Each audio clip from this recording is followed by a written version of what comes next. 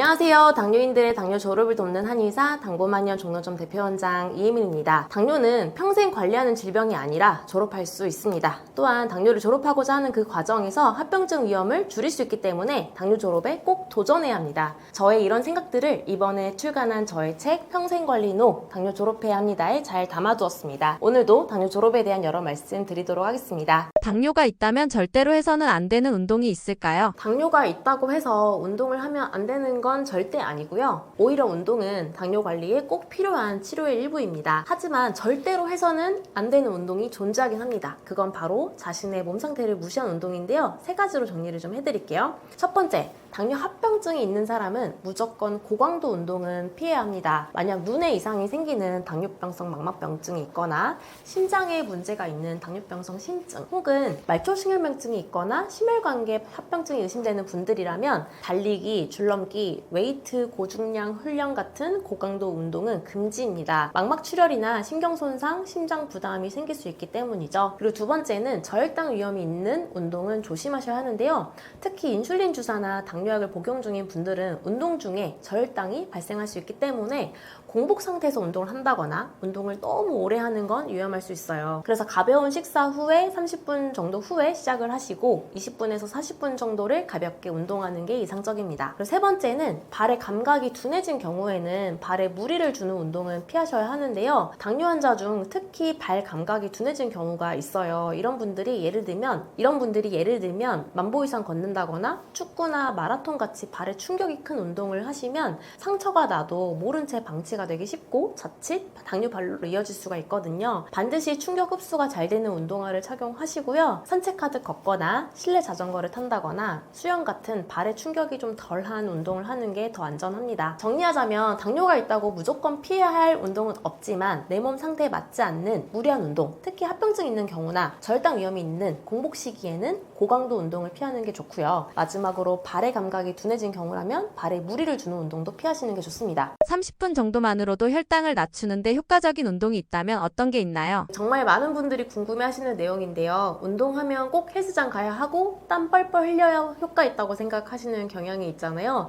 사실 딱 30분만 해도 충분히 혈당을 낮출 수 있는 운동들이 있습니다. 더 나아가 운동을 꾸준히 하면 인슐린 저항성이 개선이 되고 근육이 생성돼서 혈당 조절이 더욱더 원활해지기 때문에 우리가 그토록 원하는 당뇨 졸업과 가까워지는데요. 당뇨 졸업을 돕는 운동을 세 가지로 정리를 해드릴게요. 첫 번째는 가장 강력한 운동 처방이죠. 바로 식후 걷기입니다. 식사 후에 혈당이 확 오르잖아요. 이때 식사 후 30분 정도 뒤에 30분 걷기만 해도 단 10분만 걸어도 혈당 상승을 확실히 눌러줄 수 있습니다. 실제로 연구에서도 식후 30분 걷기가 혈당을 낮추는데 가장 효과적이라는 결과가 많았고요. 제가 직접 진료하는 환자분들도 식후 걷기만 꾸준히 해도 공복 혈당과 당화지수가 뚝뚝 떨어지는 경우가 많았습니다. 단 천천히 걷는 것보다는 약간 숨이 찰 정도로 빠르게 걷는 게 좋고요. 그리고 두 번째는 짧지만 강력한 근육 자극이 되는 계단 오르기입니다. 시간이 없다면 계단 오르기만 해도 훌륭한 혈당 조절 운동이 됩니다. 허벅지와 종아리 근육은 혈당을 소비하는 가장 큰 조직이라서 근육을 자극해주면 혈당 흡수가 훨씬 더 잘 되거든요. 5분에서 10분 정도만 해도 운동 효과가 꽤 크고 엘리베이터 대신 계단 이용하는 습관만 들여도 혈당 관리에 도움이 됩니다. 그리고 세 번째, 의자를 활용한 가벼운 스쿼트나 의자에서 앉았다 일어나기 운동도 좋습니다. 집에서도 가능하다는 점이 가장 큰 장점일 텐데요. 의자에서 앉았다가 일어나는 동작을 한 세트에 10회에서 15회씩 하루에는 총 2회에서 3회 정도 반복해보세요. 운동 능력이 조금 더 좋은 분들은 의자를 활용한 스쿼트도 좋습니다. 의자 없이 스쿼트를 하기에는 사실 동작이 좀 어렵기도 하고 무릎 관절에 무리가 될 수 있는데 의자를 활용하면 관절을 다칠 위험도 줄고 덜 힘들기 때문이죠. 이러한 근력 운동을 집에서 꾸준히 해준다면 혈당을 태워주는 허벅지 근육이 활성화되면서 식후 혈당 스파이크 예방에 큰 도움이 됩니다. 특히 날씨가 너무 덥거나 추워서 외출하기 힘든 그런 날에도 집에서 할 수 있기 때문에 TV 볼 때 하셔도 좋고요. 집에서 한번 해보시길 바랍니다. 그래서 결론은 헬스장에 꼭 안 가셔도 되고요. 땀을 꼭 흘리지 않으셔도 괜찮습니다. 식후 걷기, 계단 오르기, 의자 활용한 운동 이 세 가지만 잘 챙기셔도 혈당은 분명 분명히 달라지실 겁니다. 실제 당뇨를 졸업했던 분들이 어떤 운동을 했는지 제가 정리를 해본 적이 있어요. 그런데 모두가 격한 운동을 한 건 아니더라고요. 운동할 시간이 도무지 없어서 가자미 근 푸시업이라고 해서 뒤꿈치 드는 운동을 틈틈이 하셨던 분도 있었고요. 직장에 육아에 너무 바쁜 생활을 하시던 남성분은 퇴근길에 철봉에서 턱걸이를 10개씩 하시던 분도 있었고요. 체력적으로 다른 운동들은 힘들어서 슬로우 조깅을 한 여성분도 있었습니다. 특정 운동이 당뇨에 좋다고 생각하지 마시고 내가 할 수 있는 운동을 꾸준히 하자, 이런 마음으로 실천을 한번 해보세요. 중요한 건 꾸준함이니까요. 꾸준히 즐기면서 운동하신다면 당뇨 졸업에 더욱더 가까워지실 겁니다. 앉은 상태에서도 할 수 있는 혈당 조절 운동이 있을까요? 앉아있다고 운동을 못하는 건 아닙니다. 움직임이 제한된 당뇨 환자분들 혹은 장시간 앉아 계신 분들을 위해 의자에 앉아서도 쉽게 할 수 있는 혈당 조절 운동을 알려드릴게요. 첫 번째는 가자미 근 푸시업 운동입니다. 의자에 앉은 상태에서 두 발을 바닥에 평평하게 두고 발 뒤꿈치를 천천히 들어 올린 뒤 다시 내려놓는 동작이에요. 이때 발끝은 바닥에 고정하고 종아리 근육이 충분히 수축되도록 올려주는 게 포인트입니다. 이 단순한 동작이 종아리 근육을 심장 보조 펌프처럼 작동시켜서 혈액순환을 촉진하고 하체의 혈당 소비를 높여줍니다. 다리 저림과 부종 완화, 당뇨발 예방에도 도움이 되는데요. 장시간 앉아서 일하는 분들에게도 좋고요. 기차나 비행기 오래 탈 때 하셔도 좋습니다. 관절이 좋지 않아서 다른 운동 하기 어려운 분들이 하셔도 좋고요. 10개를 한 세트로 해서 생각이 날 때마다 반복해서 해주세요. 그리고 두 번째는 무릎을 들어 올리는 운동입니다. 의자 앉아서 한쪽 무릎을 천천히 들어 올렸다가 내리는 동작을 반복하면 되는데요. 양쪽 번갈아서 10회씩 총 2세트 정도면 충분합니다. 이 운동은 허벅지 근육 사용량을 높여서 혈당을 잘 소비할 수 있는 몸을 만들어줍니다. 세 번째, 발끝치기 운동인데요. 이건 정말 간단하면서도 효과가 좋은 운동입니다. 바닥에 앉아서 발의 앞꿈치를 가볍게 바닥에 톡톡 두드리듯이 빠르게 치는 동작을 해주시면 됩니다. 마치 발로 박자 맞추듯이 경쾌하게 해주면 되고요. 톡톡 칠 때 발날 안쪽이 아프다면 닿지 않아도 상관없습니다. 30초에서 1분 정도만 해도 종아리부터 허벅지까지 자극이 오고 심장까지 혈류가 촉진되는데요. 최소 20분 정도는 하시라고 저는 권해드리고 있고요. 대신 중간중간 힘들면 몇 초씩 쉬셔도 됩니다. 이 세 가지 운동은 모두 시간과 장소 구애 없이 식사 후 30분 정도 뒤에 해주시면 혈당 스파이크를 줄이는데 특히 효과적이고 꾸준히 반복하면 당뇨합병증 예방과 혈당 안정에도 큰 도움이 됩니다.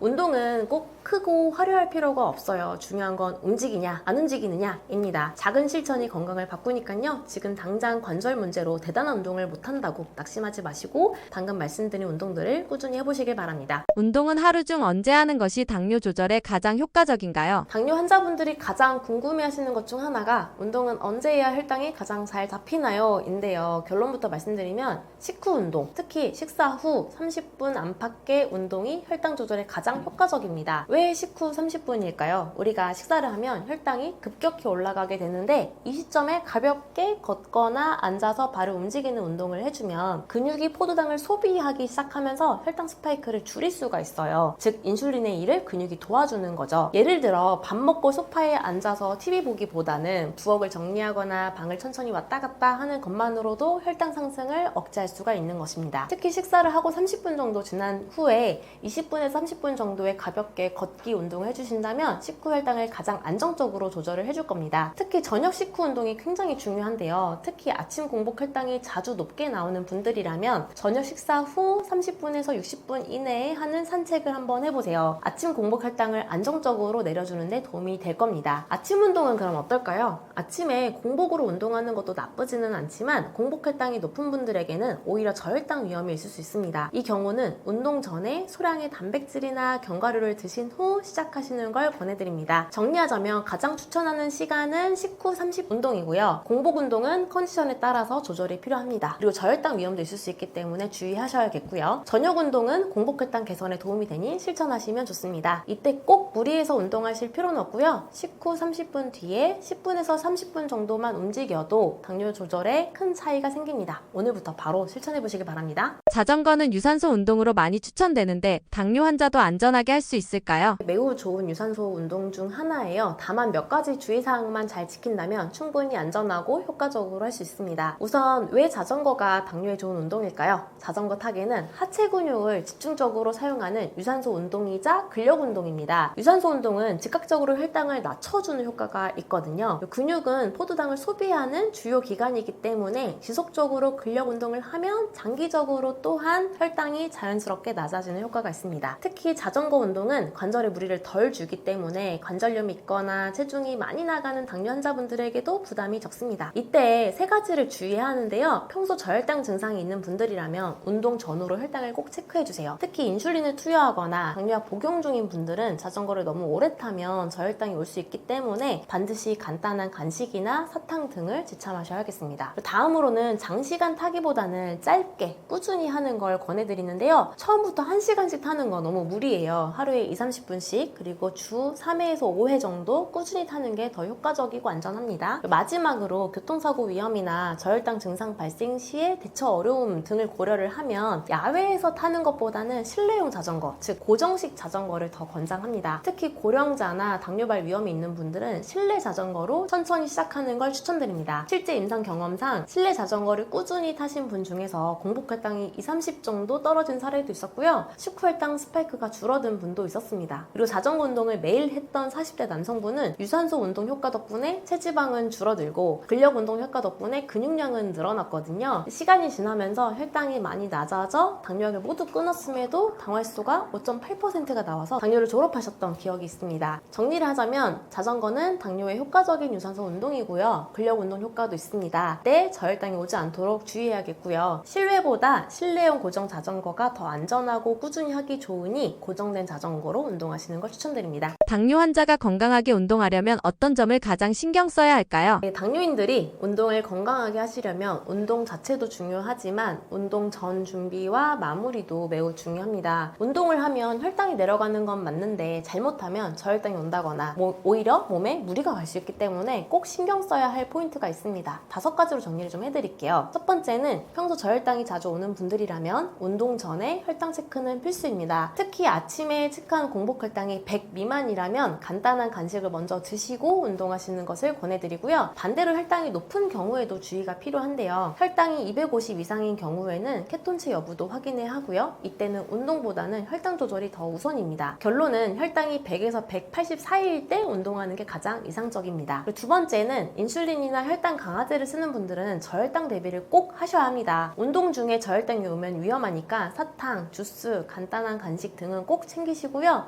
특히 공복 상태나 인슐린 주사 직후에 하는 운동은 피하시는 게 좋습니다. 세 번째, 운동 전에 발 상태 점검은 필수인데요.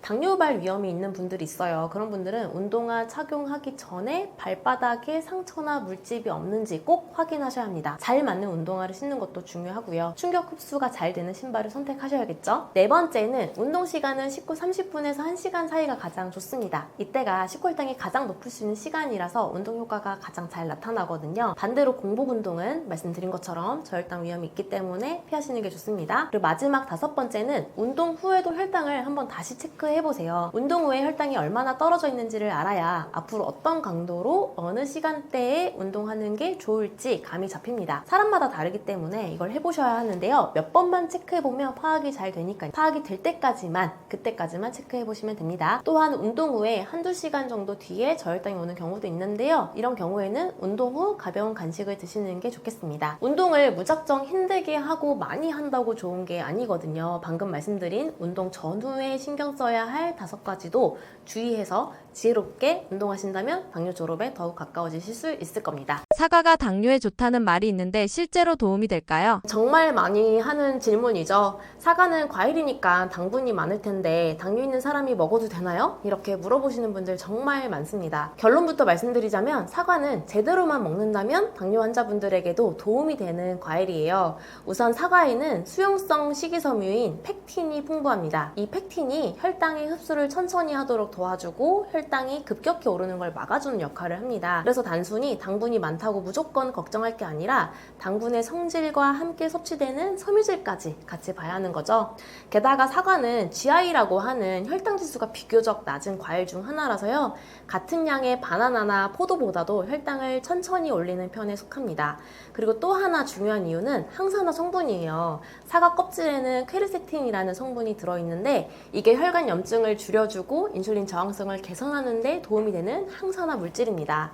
당뇨는 단순히 혈당만의 문제가 아니거든요. 혈관과 염증, 대사 전체의 문제이기 때문에 사과처럼 항산화 효과가 있는 과일을 잘 활용하시면 전반적인 대사 건강 관리에도 도움이 될 수 있습니다. 요약하자면 사과는 당뇨인에게도 충분히 도움이 되는 좋은 과일이고요. 먹지 말아야 할 과일이 아니라 잘 제대로 챙겨 먹어야 할 과일입니다. 사과를 먹을 때 혈당 조절에 도움이 되는 섭취 방법이 있을까요? 사과 드실 때 혈당 때문에 고민되시죠? 사실 사과는 당뇨인에게 도움이 되는 과일 중 하나인데요. 그 효과를 제대로 보려면 어떻게 먹느냐가 정말 중요합니다. 우선 사과는 껍질째 드시는 게 훨씬 좋습니다. 왜냐하면 사과 껍질에는 말씀드린 것처럼 식이섬유와 항산화 물질이 훨씬 더 많이 들어있기 때문이에요. 특히 펙틴이라는 수용성 식이섬유는 장에서 당 흡수를 늦춰주기 때문에 사과 껍질을 벗겨 먹는 것보다 혈당 스파이크가 훨씬 덜 합니다. 또 사과 껍질에는 아까 말씀드린 퀘르세틴이라는 강력한 항산화 물질이 들어있어서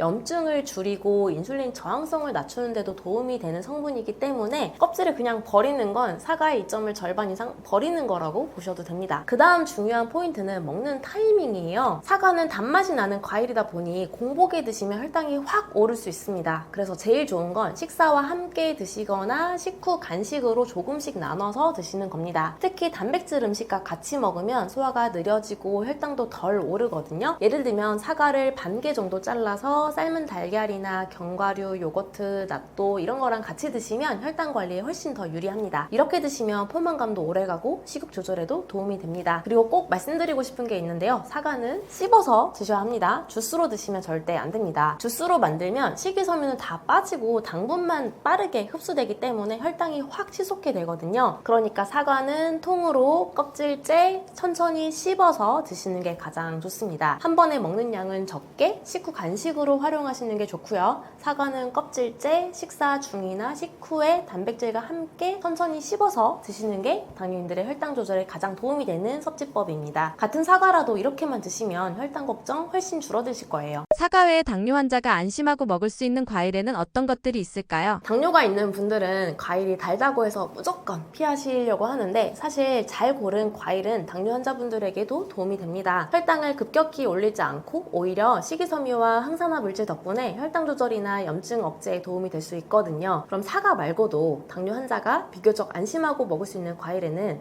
어떤 게 있을까요? 제가 보통 진료 때 많이 추천하는 과일은 딱 이 네 가지입니다. 첫 번째는 블루베리, 딸기, 라즈베리 등의 베리류인데요. 베리류는 GI라고 해서 혈당 지수가 낮고 항산화 물질이 풍부해서 당뇨인들에게도 아주 좋습니다. 특히 블루베리는 혈관 건강과 인슐린 민감도 개선에도 도움이 되는 과일이라서 하루 한 줌 정도, 100g에서 한 70g 정도 생으로 드시면 좋습니다. 냉동 블루베리도 괜찮고요. 단 시럽이나 잼은 안 됩니다. 두 번째는 자몽인데요. 자몽도 혈당 지수가 낮은 과일 중 하나예요. 다만 약 드시는 분들은 주의하셔야겠고요. 특히 고혈압약이나 고지혈증 약 중 일부는 자몽과 상호작용이 있어서 드셔도 되는지 꼭 주치의 선생님과 상담을 하셔야 합니다. 그런 점만 괜찮다면 자몽은 인슐린 민감도를 높여주는 성분도 있어서 괜찮은 과일입니다. 세 번째는 키위인데요. 키위는 의외로 혈당 지수가 낮은 편이고 비타민C와 식이섬유가 풍부해서 혈당 조절에 도움이 됩니다. 초록색 키위보다는 노란색 골드 키위가 당이 더 높기 때문에 가능하면 초록색으로 선택하시고요. 하루에 반 개에서 한 개 정도면 괜찮습니다. 그리고 네 번째는 토마토인데요. 토마토는 많은 분들이 채소로 알고 계시지만 과일에 해당합니다. 식물학적으로 보면 과일은 씨를 품고 있는 식물의 열매를 말하는데요. 토마토 역시 꽃이 피고 수정된 뒤 씨앗을 품는 열매가 되기 때문에 곧 과일로 분류가 됩니다. 토마토는 혈당에 거의 영향을 주지 않으면서도 항산화 성분인 라이코펜이 풍부하고 심혈관 질환 예방에도 도움이 된다고 하죠. 특히 당 조절이 힘든 분들에게는, 특히 혈당 조절이 힘든 분들에게는 생토마토 한 개 정도를 간식으로 드시는 것을 권합니다. 결론적으로 사과, 베리류, 자몽, 키위, 토마토 정도는 적절한 양과 방식만 잘 지키신다면 당뇨가 있어도 안심하고 드셔도 되는 과일입니다. 단 주의하실 점은 절대 과일 주스나 건과일, 말린 과일은 피하셔야 합니다. 당이 농축되어 있어서 혈당이 급격히 올라갈 수 있기 때문이죠. 자연 그대로, 생으로, 적당히 이렇게 세 가지가 핵심입니다. 반대로 당뇨 환자가 피해야 하는 과일에는 어떤 종류가 있을까요? 과일이라고 다 좋은 건 아니거든요. 특히 혈당이 너무 빠르게 오르거나 당 성분이 농축된 과일은 당뇨가 있는 분들은 피하시는 게 좋습니다. 제가 임상에서 진료할 때 주의하라고 말씀드리는 과일은 몇 가지가 있는데요. 첫 번째는 바나나, 특히 잘 익은 바나나는 피하시는 게 좋아요. 바나나는 혈당 지수가 꽤 높고 당분 함량이 높습니다. 특히 껍질에 갈색 반점이 많을수록 혈당 지수가 더 높아지기 때문에 혈당을 빠르게 올릴 수 있어요. 그래서 만약에 나는 바나나를 먹고 싶다 라고 하면 단단하고 살짝 덜 익은 바나나를 드시면 그래도 괜찮습니다. 두 번째는 포도인데요. 포도는 알알이 작아서 먹다 보면 양 조절이 좀 잘 안 되는 경향이 있죠. 그런데 포도는 혈당 지수가 높고 포도당 함량도 많아서 한 움큼만 먹어도 혈당이 급격하게 오를 수 있습니다. 특히 포도 주스, 말린 포도는 더 위험합니다. 생포도도 소량만 딱 대여섯 알 정도만 드시는 게 좋고요. 가능하면 다른 과일로 대체하는 걸 권장드립니다. 세 번째는 멜론인데요. 멜론도 혈당 지수가 매우 높기 때문에 조금만 먹어도 혈당이 확 올라갑니다. 멜론은 수분도 많아서 시원하게 먹기 좋다라고 생각하시겠지만 사실상 당이 희석되어 있는 음료처럼 작용을 하죠. 먹고 나면 금방 배고파지고 혈당 스파이크가 일어나기 쉽습니다. 그리고 네 번째는 어떤 과일이든 말린 과일은 피하시는 게 좋은데요. 말린 망고, 말린 포도, 건포도라고 하죠. 그리고 말린 바나나 칩, 말린 무화과 등은 물기가 빠지면서 사실 당 성분이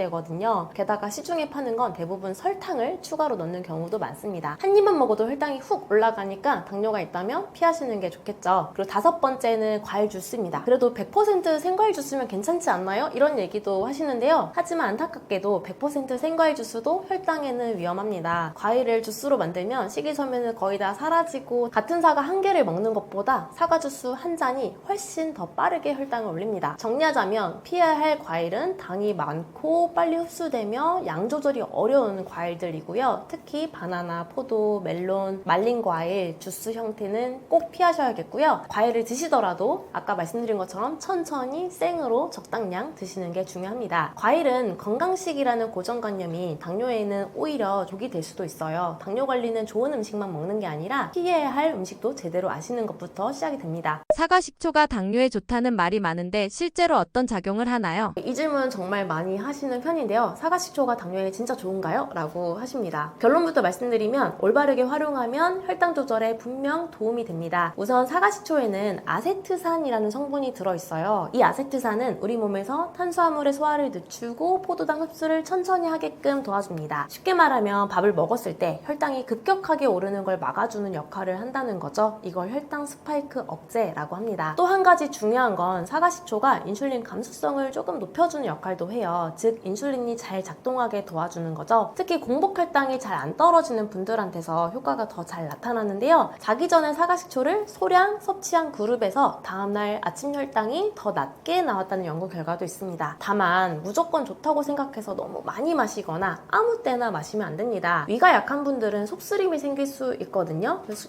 식초는 산성이라 치아에 손상을 줄 수도 있고요. 그래서 반드시 물에 희석해서 소량만 섭취하셔야 합니다. 예를 들면 물 200ml에 사과식초 작은 숟가락으로 한두 스푼 정도가 적당하고요. 식사 중이나 식사 직후에 마시는 걸 추천드립니다. 요약하자면 사과식초는 당뇨에 도움이 되는 성분이 확실히 들어있고 혈당 스파이크 완화와 인슐린 저항성 개선에 긍정적인 작용이 있지만 용량, 타이밍, 체질에 따라서 주의해서 섭취해야 한다는 점 꼭 기억해 주시길 바랍니다. 정리해서 말씀드릴게요. 밥 먹을 때 소량 드셔야 하고요. 물에 희석해서 드셔야 하고요. 그리고 꾸준히 마시면 혈당 관리에 좋은 보조 도구가 될 수 있습니다. 그리고 더 나아가 당뇨인들이 그토록 원하는 당뇨를 졸업하는 데에도 도움을 줄 수 있기 때문에 적극적으로 활용해 보시는 게 좋겠습니다. 사과 식초를 섭취할 때 가장 효과적인 방법이나 권장 섭취량이 있을까요? 네, 사과식초 섭취는 어떻게, 얼마나, 언제 마시느냐에 따라서 효과가 달라질 수가 있어요. 그래서 무조건 좋다더라 해서 그냥 마구 마시면 속이 쓰리거나 오히려 건강에 부담이 될 수도 있거든요. 제가 딱 짚어드릴게요. 가장 권장되는 섭취법은 물에 희석해서 마시는 겁니다. 대부분의 전문가들이 추천하는 방법은 물 200ml 정도에 사과식초 5에서 10ml 정도를 넣는 겁니다. 이렇게 희석하면 위의 부담도 줄고 치아에도 손상을 덜 주기 때문이죠. 단 공복에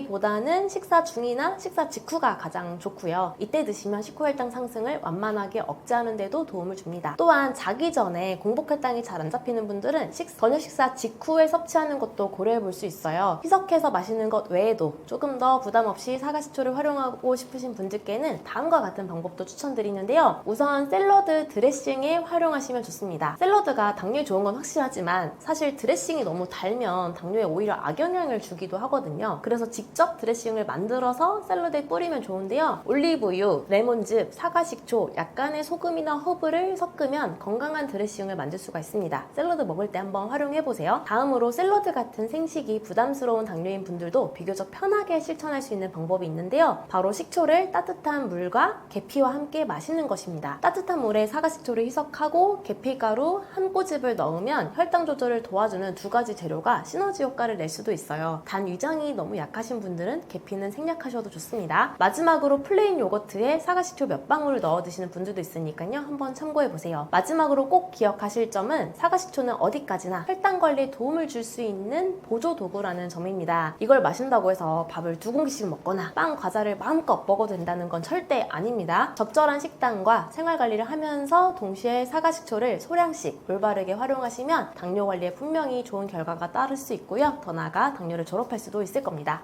계피가 혈당 조절에 도움이 된다고 들었는데 계피가 당뇨 관리에 효과가 있는 이유는 무엇인가요? 계피가 당뇨에 좋다는 이야기는 단순한 민간요법이 아니라 실제 연구들로도 어느 정도 입증된 바가 있습니다. 우리가 흔히 먹는 계피에는 시나말데하이드라는 주요 성분이 들어있는데요. 이 성분이 인슐린 감수성을 높여주는 작용을 합니다. 쉽게 말해서 같은 양의 인슐린이라도 몸 안에서 훨씬 잘 작동하게 만들어줘서 혈당을 보다 안정적으로 조절할 수 있도록 돕는 거죠. 특히 제2형 당뇨 환자들에게는 인슐린 저항성이 주된 문제이잖아요. 이런 인슐린 저항성을 개선해줄 수 있다는 점에서 계피가 의미 있는 식재료가 될 수 있어요. 또 하나 중요한 작용은 계피가 탄수화물이 당으로 바뀌는 속도를 천천히 만들어준다는 것입니다. 우리가 밥이나 빵처럼 탄수화물이 많은 음식을 먹으면 소화되면서 당으로 바뀌고 혈당이 빠르게 올라가게 되죠. 그런데 계피는 이 과정에서 위장과 소장에서 당의 흡수를 늦추는 역할을 하기 때문에 식후 혈당이 급격히 치솟는 것을 막는 데 도움이 됩니다. 이걸 보통 혈당 스파이크 억제 효과라고 하는데요.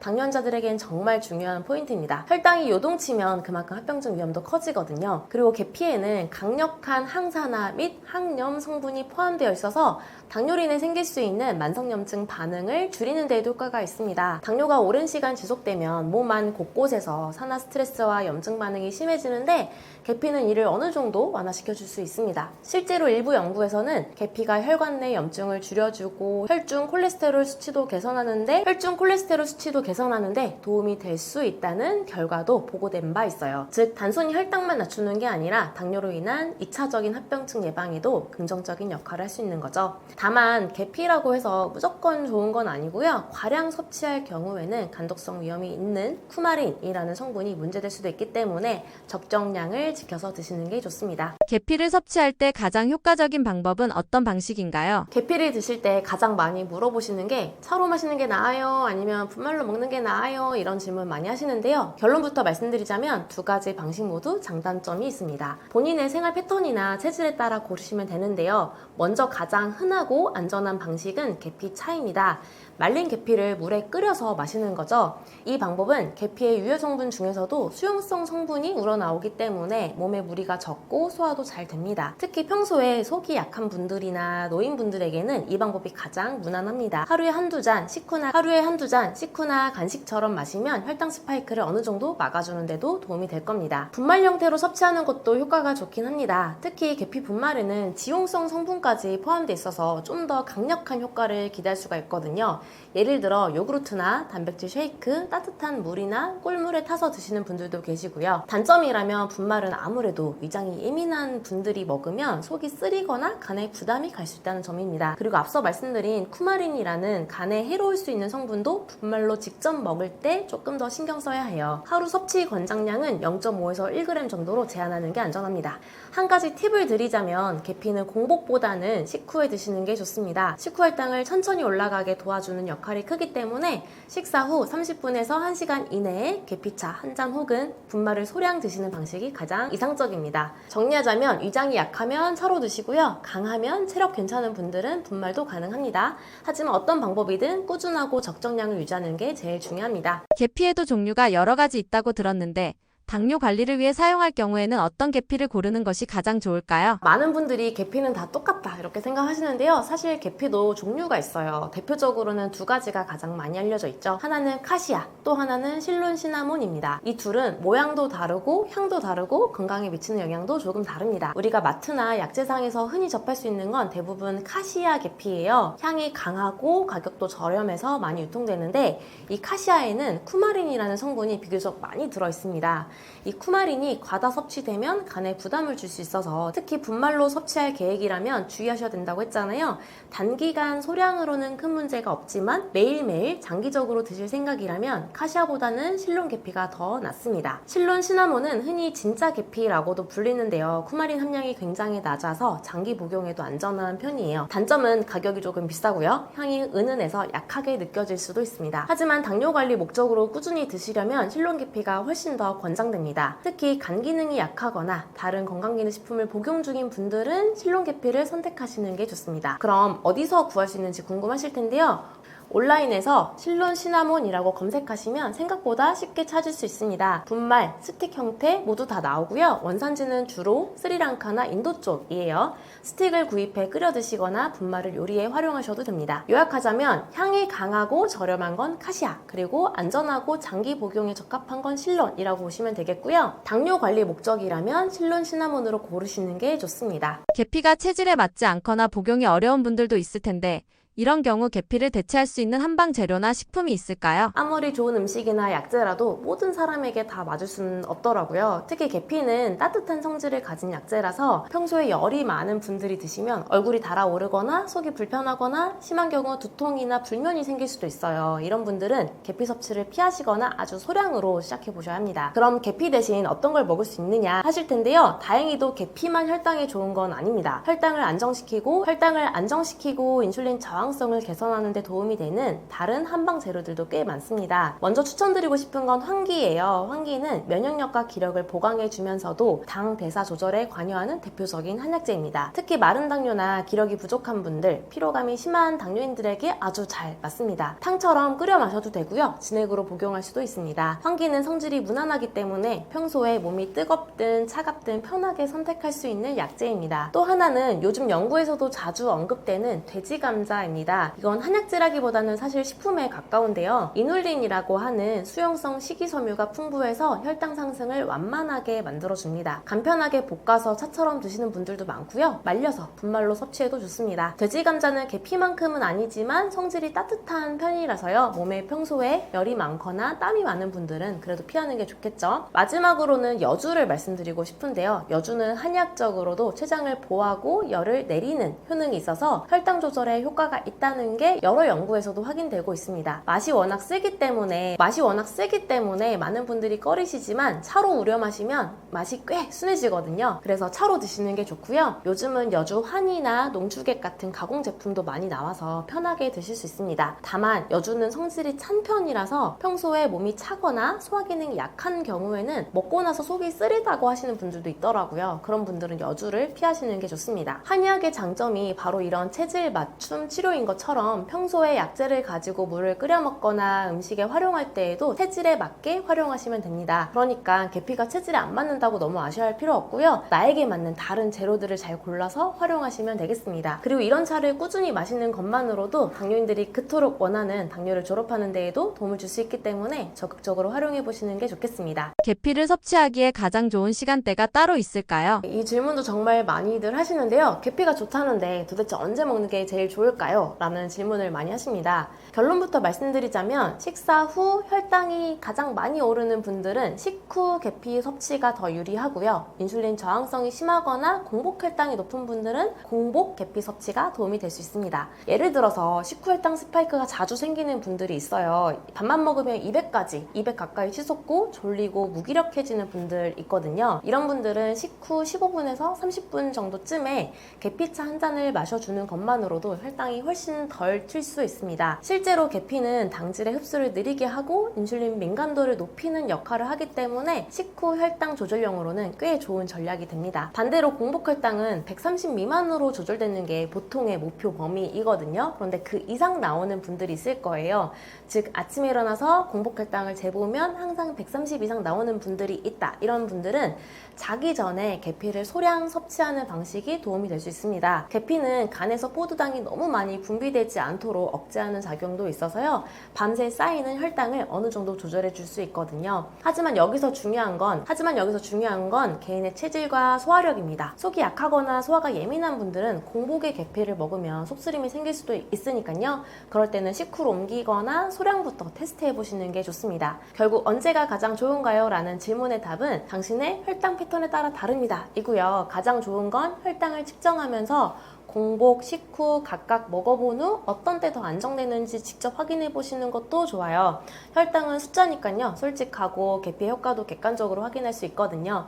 그러니 나에게 맞는 시간대를 찾아보는 것, 그걸 한번 해보시고 그게 가장 현명한 계피 활용법입니다. 당뇨가 전 단계라면 반드시 피해야 할 음식에는 어떤 것들이 있을까요? 당뇨 전 단계라고 진단받았다면 이미 혈당이 사실은 정상보다 높다는 뜻이고요. 이 상태에서 방심하면 몇 년 안에 본격적인 당뇨로 넘어갈 수 있기 때문에 그래서 지금부터 어떤 음식을 줄이거나 피하느냐가 굉장히 중요합니다. 당뇨 전 단계를 반드시 극복해서 정상 수치로 되돌리겠다는, 당뇨를 완전히 졸업하겠다는 각오를 다져주셔야 하고요.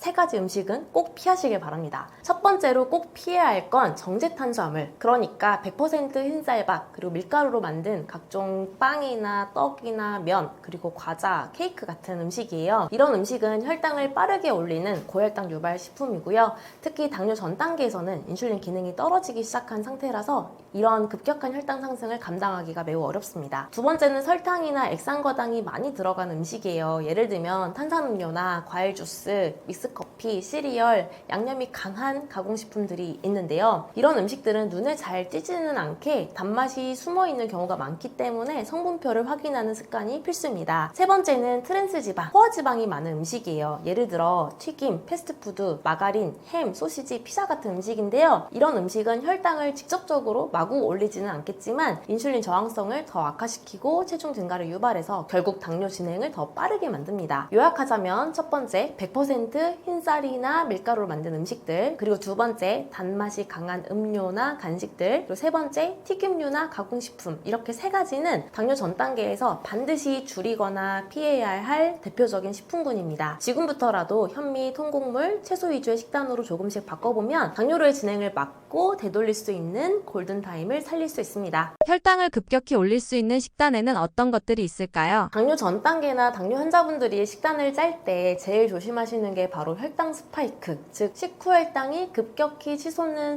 상황이거든요. 어떤 식단이 혈당을 급격히 올리는지 말씀드릴게요. 첫 번째는 정제 탄수화물 중심의 식단입니다. 국수나 라면, 식빵, 떡처럼 정제된 탄수화물로만 구성된 식사는 섬유질이 거의 없고 흡수가 빨라서 혈당을 순식간에 올립니다. 이런 음식들은 가급적 안 먹는 게 좋겠지만 만약에 먹더라도 채소 먼저 먹고 삶은 달걀, 견과류, 요거트나 연두부, 낫또 등의 단백질을 먹고 마지막에 정제탄수화물을 먹는 거꾸로 식사법을 실천하신다면 그래도 혈당 스파이크가 좀 덜 할 거예요. 두 번째는 단독 과일 식사예요. 배가 고플 때 바나나 하나, 사과 하나 이렇게 과일만 드시는 경우가 많은데요. 과일에도 과당과 천연 당분이 많기 때문에 특히 공복에 과일만 먹으면 혈당이 빠르게 상승할 수 있습니다. 특히 포도, 바나나, 망고, 멜론처럼 혈당 지수가 높은 과일은 더 주의해야 합니다. 그리고 세 번째는 밥이랑 음료 조합이에요. 예를 들면 밥 먹고 나서 믹스커피 한 잔 혹은 식사 중에 과일 주스나 탄산음료 같이 마시는 경우 많죠. 그런데 이건 탄수화물, 당류의 이중 폭탄이기 때문에 식후혈당을 폭발적으로 올릴 수가 있습니다. 그리고 네 번째는 튀김류나 가공육이 많은 고지방, 고탄수화물 식단입니다. 치킨에 맥주, 피자에 콜라, 햄버거 세트, 이런 조합은 탄수화물도 많지만 기름진 음식이 소화를 늦춰서 혈당이 천천히 올라가다가 나중에 갑자기 튀어오르는 스파이크를 만들 수 있는데요. 생각보다 이게 더 위험할 수도 있습니다. 정리를 하자면 정제 탄수화물만 있는 식사, 과일만 먹는 식사, 또는 식사 후에 단 음료나 디저트를 먹는 것, 그리고 마지막으로 고지방, 고탄수화물의 조합, 이렇게 4가지가 특히 혈당을 급격히 올릴 수 있는 식단입니다. 그래서 식단을 짜실 때는 꼭 섬유질, 단백질, 좋은 지방이 함께 들어가야 혈당의 급격한 상승을 막을 수 있습니다. 혈당을 천천히 그리고 완만하게 올리는 식사, 이게 바로 핵심이라고 생각하시면 되겠습니다. 당뇨 환자가 외식할 때 선택할 수 있는 건강한 메뉴에는 어떤 것들이 있을까요? 당뇨인들에게 외식은 참 어려운 숙제 중 하나죠. 메뉴가 대부분 탄수화물 위주고 양 조절도 어렵고 조리 방법도 대부분 튀기거나 볶은 게 많다 보니까 사실 혈당이 쉽게 올라가거든요. 그래도 현명하게 메뉴를 고른다면 외식도 혈당 걱정 없이 즐길 수 있는데요. 몇 가지 꿀팁 알려드릴게요. 첫 번째, 한식 중에서는 백반류가 가장 안전한 선택입니다. 예를 들면 쌈밥 정식, 생선구이 백반, 나물 반찬 위주의 정식 같은 메뉴를 말하는데요. 이때 밥은 절반 정도로 줄이시고요. 채소 반찬 위주로 많이 드시고 국물은 적게 드시는 게 좋습니다. 쌈채소와 함께 드시면 혈당 흡수 속도를 늦출 수 있기 때문에 더 좋습니다. 그리고 양식 중에서는 샐러드와 단백질 조합이 좋은데요. 닭가슴살 샐러드, 연어 샐러드, 스테이크 샐러드 이런 메뉴예요. 여기서 더 중요한 건 드레싱을 따로 요청하거나 최소화하는 거예요. 그리고 빵이나 파스타를 함께 드실 거라면 양을 절반만 드셔야겠습니다. 그리고 세 번째, 일식은 회덮밥이나 연어 사시미랑 샐러드 조합이 좋고요. 초밥을 드시게 된다면 밥량을 줄이고 와사비와 생강을 같이 드시고 간장은 최소한으로 사용하시면 됩니다. 튀김류나 돈가스는 피하시는 게 좋겠죠. 그리고 네 번째, 분식이나 면 요리를 먹는다면 그럴 땐 차라리 곤약면이나 두부면을 파는 메뉴를 한번 찾아보세요. 최근엔 이런 저탄수화물 메뉴를 제공하는 식당도 늘고 있습니다. 아니면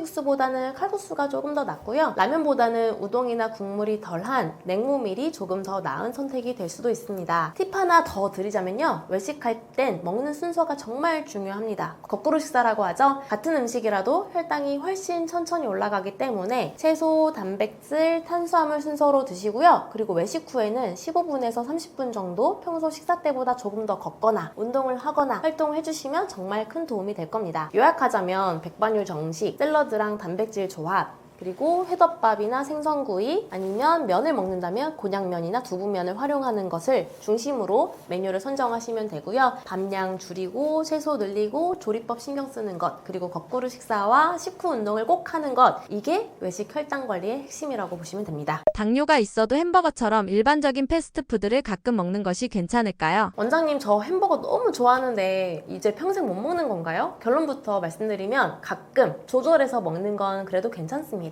우선 햄버거가 왜 당뇨에 안 좋은지부터 설명드릴게요. 먼저 일반적인 햄버거 세트는 정말 혈당이 안 좋은 3종 세트입니다. 빵은 정제 탄수화물 덩어리죠. 감자튀김은 고탄수의 기름 범벅이잖아요. 그리고 콜라는 설탕 폭탄입니다. 이 세 가지를 동시에 섭취하면 혈당이 순식간에 스파이크가 됩니다. 그리고 그걸 반복하다 보면 인슐린 저항성이 악화되고 당뇨가 더 진행될 수가 있어요. 그래서 먹고 싶을 때는 전략적으로 먹는 게 핵심입니다. 네 가지 방법 알려드릴게요. 첫 번째는 단품만 먹기입니다. 햄버거 하나만 먹고 감자튀김이나 탄산음료는 생략하시는 거예요. 대신 물이나 무가당 차를 마시고 가능하면 샐러드를 함께 곁들이시면 좋아요. 두 번째는 빵의 양을 줄이는 거고요. 제가 주로 하는 방법인데 번이라고 하죠. 빵을 하나만, 두 개 중에 하나만 먹거나 속재료만 따로 먹는 디콘스트럭트 방식으로 드셔도 좋습니다. 예를 들어 빵 한쪽은 제거하고 고기나 야채만 먹는 식이죠. 세 번째, 거꾸로 식사를 활용해서 식사 순서에 신경을 쓰는 것입니다. 샐러드나 닭가슴살 같은 단백질을 먼저 먹고 햄버거를 나중에 먹으면 혈당 상승 속도를 좀 줄일 수가 있습니다.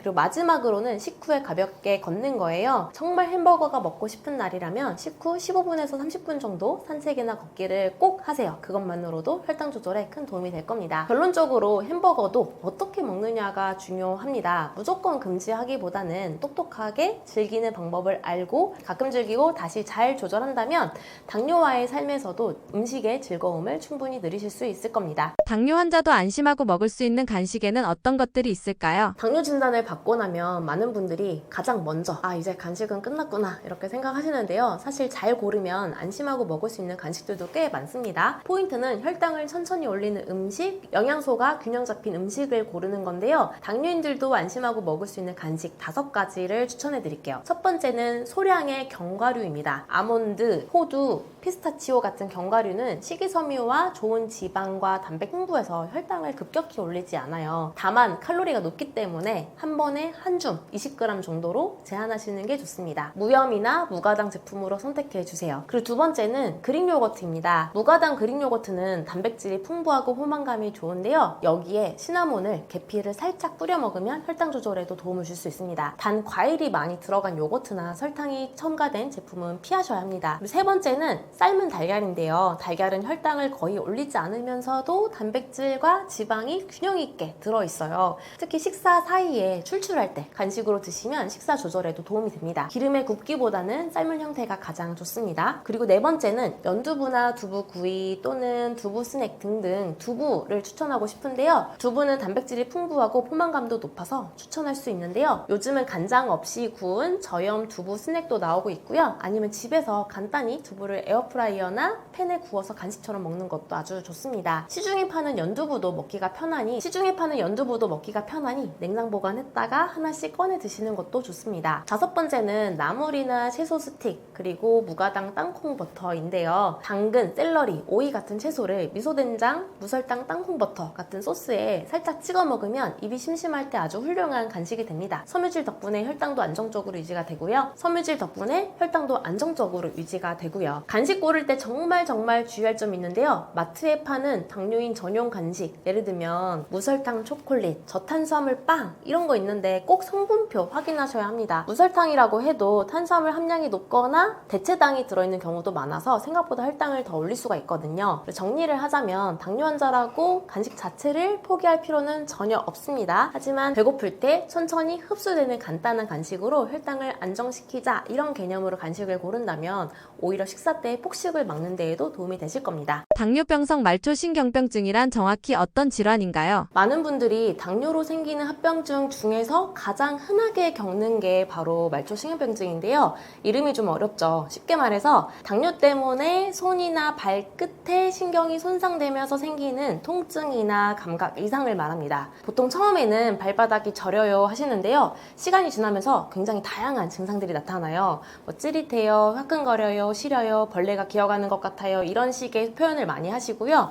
어떤 분들은 바닥에 얇은 천이라도 깔려있는 느낌이다 이렇게 말씀하시기도 합니다. 그리고 또 중요한 특징이 밤에 더 심해지는 경우가 많아요. 낮에는 괜찮은데 초저녁 이후에 심해지는 증상들이 있다면 말초신경병증을 의심해 볼 수 있겠습니다. 그럼 흔히 겪을 수 있는 허리 디스크 증상과는 뭐가 다르냐 이걸 좀 구분해 드릴게요.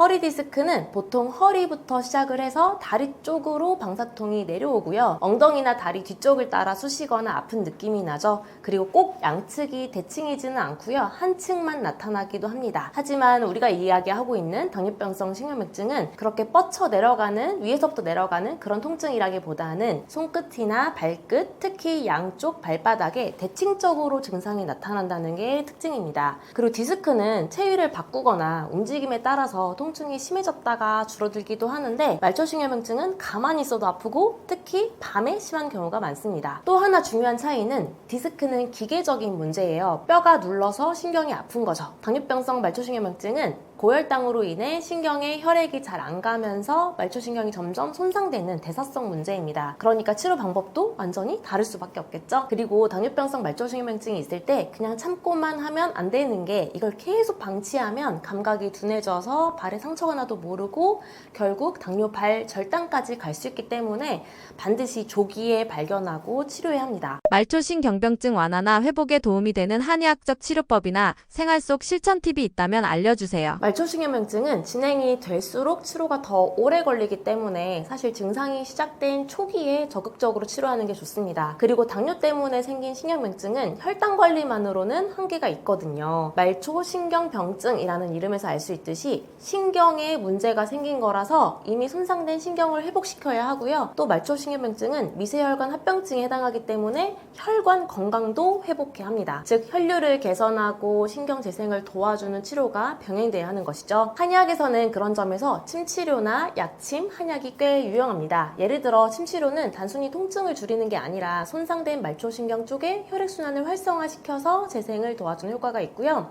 실제 침치료를 꾸준히 하고 자극을 줬더니 말초신경병증이 완화됐다는 연구 결과도 있습니다. 저의 경우에는 한약이 효과가 훨씬 빠르고 사실 따지고 보면 환자분들 입장에서도 시간적으로 경제적으로도 훨씬 더 이득이기 때문에 침치료보다는 한약 치료를 위주로 하고 있는데요. 한약은 병원에서는 손과 발까지의 혈액순환을 돕고 신경을 보호하거나 재생을 촉진하는 약재들을 많이 사용합니다. 대표적으로는 황기, 우술, 차전자, 청궁, 당귀 같은 약재가 들어가는 처방을 쓰고요. 이게 단순히 통증을 없애는 게 아니라 몸 전체의 순환 상태를 개선해 준다는 개념입니다. 환자분들 중엔 한약을 복용하면서 발 저림이 덜해졌다, 밤에 안 뒤척이게 됐다 식의 반응을 보여주시는 경우도 꽤 많고요.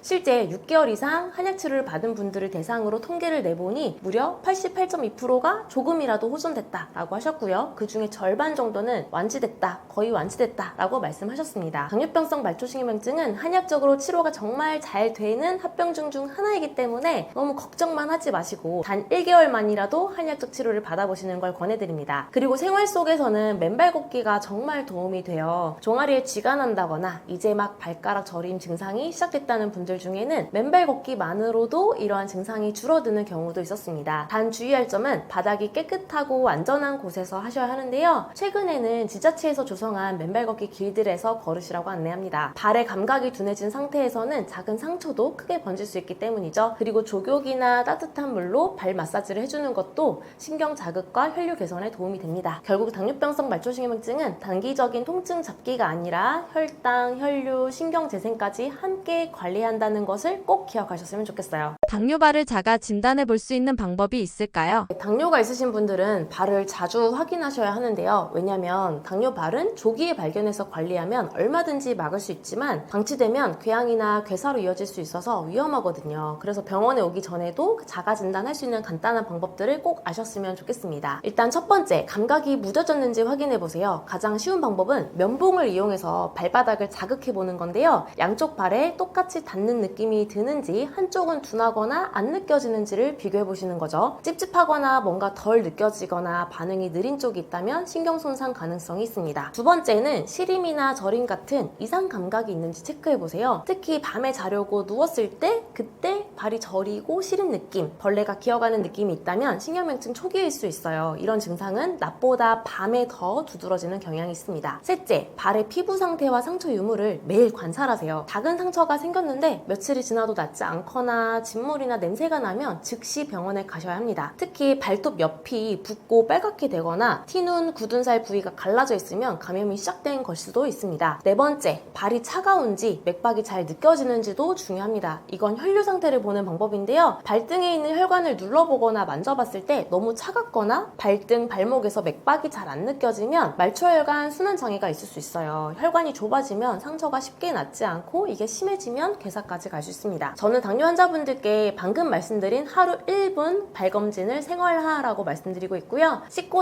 발을 씻고 나서 발바닥, 발가락 사이, 발톱 주변까지 꼼꼼히 살펴보는 습관을 들이시고요. 거울을 바닥에 놓고 비춰보면 혼자서도 충분히 확인할 수가 있습니다. 그리고 자가 점검만으로 불안하다면 저희 한의원처럼 조갑주름 현미경 검사를 활용해서 모세혈관의 혈류 상태를 체크받는 것도 추천합니다. 모세혈관 검사를 통해서 합병증을 조기에 예측할 수 있고 그 변화를 모니터링할 수 있다는 연구 결과가 있기 때문에 3개월에 한 번씩 검사해보시면 큰 도움이 되실 겁니다. 당뇨발 치료를 초기에 놓치게 되면 어떤 합병증이나 심각한 문제가 발생할 수 있나요? 네, 당뇨발은 초기 치료 시기를 놓치면 정말 위험해질 수 있는 합병증입니다. 제가 책에서도 소개했던 사례가 있었는데 이분 이야기를 들으시면 왜 조기 발견과 치료가 중요한지 바로 느끼실 거예요. 바로 40대 남성 환자분이셨고요. 당뇨 진단을 받은 지 몇 년 되지 않았음에도 양쪽 발에 저리고 찌릿한 증상이 생겼다고 합니다. 처음에는 뭐 별거 아니겠지 하고 방치하셨는데 혈당이 잘 조절되지 않고 음식 운동 관리를 전혀 못하고 있던 어느 날 아침에 일어나니까 발에서 진물이 계속 흘렀다고 해요. 그러다가 며칠 후에 상처가 났는데 상처가 점점 더 깊어지고 감염이 심해지면서 괴사가 진행됐다고 합니다. 병원에서는 이미 조직 손상이 심하니 발가락 절단 수술을 권했고요. 환자분도 마음의 준비를 하고 있었습니다. 그런데 아무리 생각해봐도 아직 40대고 절단을 꼭 피하고 싶다는 간절한 마음이 들어서 저를 찾아오셨고 저는 발 혈류 개선을 돕고 말초신경 회복을 돕는 한약 치료를 집중적으로 시행했습니다. 혈액순환을 돕고 염증을 가라앉히고 상처 회복을 촉진하는 치료를 병행했더니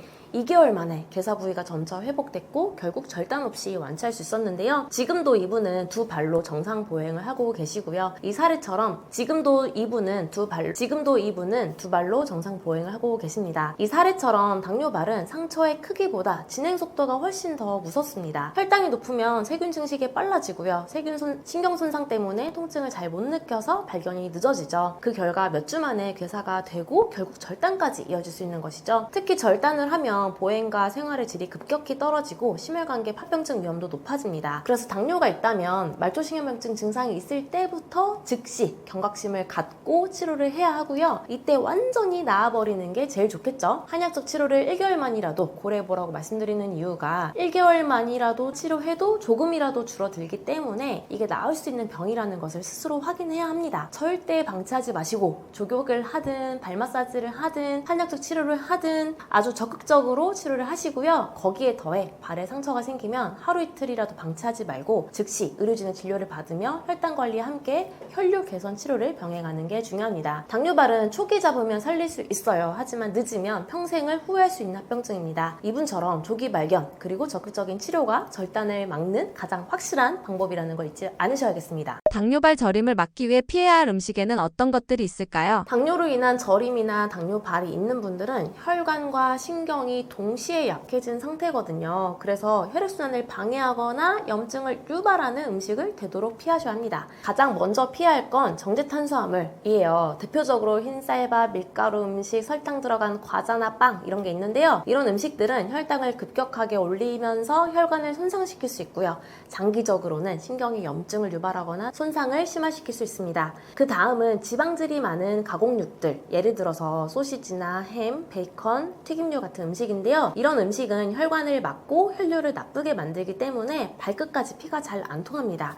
그러면 신경이 더 빨리 망가질 수 있겠죠? 또 하나 중요한 게 술, 즉 알코올 섭취를 피하셔야 합니다. 많은 분들이 소주 한두 잔은 괜찮겠지? 하고 생각하시는데 술은 신경을 마비시키고 혈당 조절을 방해하는 아주 대표적인 위험 요인이에요. 특히 과음은 말초신경의 회복을 지연시키고 기존에 약해진 신경을 더 손상시킬 수 있습니다. 술을 마시면 일시적으로는 말초혈관이 확장돼서 따뜻해지는 느낌이 들 수도 있지만 이후에는 오히려 혈류가 더 불안정해지고 염증 반응이 증가해서 신경 염증이나 저림 증상을 악화시킬 수 있습니다. 당뇨발이 있거나 말초신경이 약한 분들은 적은 양의 음주라도 삼가하는 것이 가장 안전합니다. 그리고 한약적으로 특히 주의하셔야 할 게 바로 냉성식품이에요. 예를 들면 차가운 생야채, 아이스커피, 냉면, 과일 주스 이런 거죠. 이런 음식들은 몸을 차게 만들고 말초순환을 방해해서 당뇨발 저림을 더 심하게 만들 수 있습니다. 손이 차고 저린 분들이 냉면 자주 드시면 더 증상이 심해지는 경우가 많고요. 특히 아이스 아메리카노 주의하셔야겠습니다. 이렇게 식습관을 조절하면서 혈류 개선을 도와주는 따뜻한 한약이나 침치료를 병행하면 훨씬 증상이 빠르게 완화될 수 있습니다.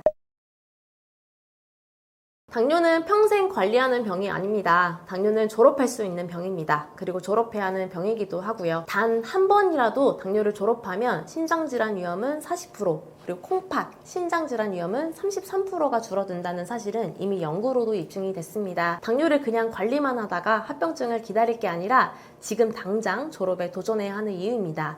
건강상의 이득이 훨씬 더 크기 때문이죠. 또한 당뇨를 졸업한 분들은 혈당뿐 아니라 소화, 수면, 피로, 변비 같은 전반적인 건강이 회복되는 경험을 하십니다. 진짜 건강으로 가는 길, 저는 당뇨 졸업이 유일한 해답이라고 확신합니다. 그 시작은 거창할 필요가 없습니다. 오늘 말씀드린 내용 중에 당장 따라서 할 수 있는 것 하나만 골라서 바로 실천해보세요. 그 작은 변화가 내일의 공복 혈당을 바꾸고 당화혈색소를 바꾸고 당뇨 졸업을 이끌어낼 것입니다. 당뇨는 평생 관리하는 병이 아닙니다. 졸업 가능한 병입니다. 지금 도전하십시오. 우리나라 600만 당뇨인이 모두 당뇨를 졸업하는 그날까지 함께 연구하고 노력하겠습니다. 한약적 치료가 궁금하거나 도움이 필요하다면 당보만의원으로 문의주세요. 감사합니다.